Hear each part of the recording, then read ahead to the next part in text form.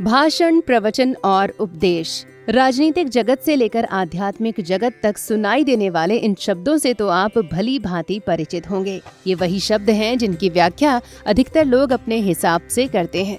लेकिन क्या आपको इन शब्दों के वास्तविक अर्थ के बारे में पता है? दरअसल दोस्तों, जब कोई नेता लोगों के बीच अपने मंच से कुछ बातें कहता है तो उसे भाषण कहा जाता है। जब कुछ बातें किसी ऋषि या महात्मा के मुख से निकलती हैं तो वो प्रवचन कहलाने लगती हैं। लेकिन जैसे ही कोई सद्गुरु अपनी बातों को रखता है और नफा नुकसान को छोड़ अपनी वाणी पर टिका रहता है तो वो वाक्य उपदेश का रूप धारण कर लेते हैं। एक गुरु के द्वारा दिया गया उपदेश पत्थर की लकीर के समान होता है, जो किसी भी शिष्य का भाग्य बदलने का कार्य करता है। जो नेता बोलते हैं उसको प्रवचन नहीं कहते हैं, उसको भाषण कहते हैं। संत जब बोलता है प्रवचन कहते हैं। जब तुम्हारा समय का सद्गुरु जो तुमको आदेश देता है, जो बोलता है, उसे उपदेश कहा जाता है। इसीलिए बुद्ध महावीर का प्रवचन नहीं कहा गया है। बुद्ध और महावीर जो भी बोले हैं उपदेश कहलाया है। कबीर साहब जो भी बोले हैं उपदेश कहलाया है। इसलिए बातों को जरा समझो। इस मेला में तो बहुत लोग सत्संग करा रहा है, प्रवचन दे रहा है, सत्संग कर रहा है, तथा कथित वह उपदेश। तुम्हारे जीवन के प्रैक्टिकल के लिए मैं कह रहा हूं, अहंकार भ्रमित कर रहे हो।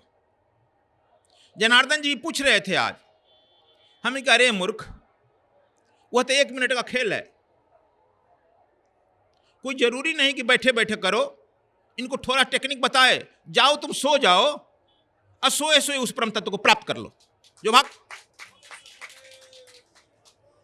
आज ही की बात है, बताए सोए सोए प्राप्त कर लो। क्या है कहते नहीं बैठेगा, वो तो एक टेक्निक है, तकनीक है। लेकिन फलित तभी होगा जब तुम में श्रद्धा रहेगा। नहीं तो कबीर साहब कहते हैं कि यदि सब राजा लोग, बड़े बड़े लोग, धनासेठ लोग खरीद ले जाते हैं ना उस परम तत्व को, आखिर क्यों कबीर साहब कहते हैं ऐसे? कबीर साहब सदगुरु हैं, काल पुरुष नहीं है।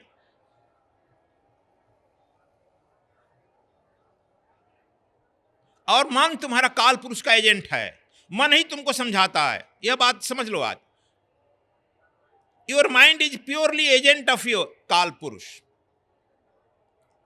मन तुमको समझाएगा यह वह यह, उल्टा सीधा सीधा उल्टा, तुम परे रहोगे। सत्यम शिवम सुंदरम, अर्थात जो सत्य है वही शिव है और जो सुंदर है वही शिव है। दोस्तों, हमारे समाज में सुंदरता को लेकर अधिकतर धारणाएं चेहरे की चमक की ओर जाती हैं। लोगों का मानना है कि चेहरे की चमक से ही इंसान सुंदर दिखाई देता है। लेकिन सद्गुरु स्वामी कृष्णानंद जी महाराज शास्त्रों में लिखी बातों को व्यक्त करते हुए कहते हैं कि भगवान शिव, कृष्ण या विष्णु को काले होने के बाद भी सुंदर बताया गया है। इसके पीछे उनके चेहरे का प्रकाश नहीं, बल्कि चाल, चरित्र और करुणा है, जो किसी भी इंसान को सुंदर बनाते हैं। हम लोग शास्त्रों में सुंदर उसी को कहते हैं जिसकी शारीरिक सुंदरता के साथ चाल चरित्र भी सुंदर हो। शंकर जी का चेहरा सुंदर नहीं है, काले हैं। शिव जी काले हैं, भगवान कृष्ण काले हैं, विष्णु काले हैं। लेकिन कहता है क्या? कर्पूर गौरम करुणा अवतारम। देखो, यह सुंदरता हो गई, करुणा अवतारम। संसार सार भुजगेंद्रहारम सदा रमन्ते हृदयेन्द्र भवानी। सुंदरता का वर्णन हो गया। एकदम कर्पूर की तरह करुणा, जिसमें करुणा आ जाएगी ना, अंदर से कर्पूर की तरह हो जाएगा। बाहर की सुंदरता क्या देखा है, हो गया वर्णन। फिर नहीं मानता है तो फिर कहता है सत्यम शिवम सुंदरम। सत्य ही एकल सत्य जो होता है वही जो है शिव होता है, और शिव भी सत्य होता है। आज जो सत्य होगा वह सुंदर होगा।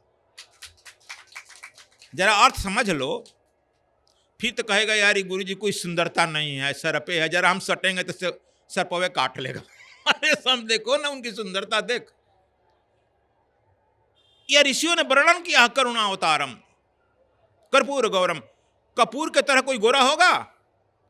कपूर श्वेत होता है और कपूर के तो गोरा होगा तो कुष्ठ की बीमारी हो जाएगी, सफेदी बीमारी होगा। ऐसा होगा? उनका हृदय जो है, जिसका वो हृदय जो है करुणा से भर जाएगा, वात्सल से भर जाएगा, प्रेम से भर जाएगा, वह जो है कर्पूर गौरम हो जाएगा।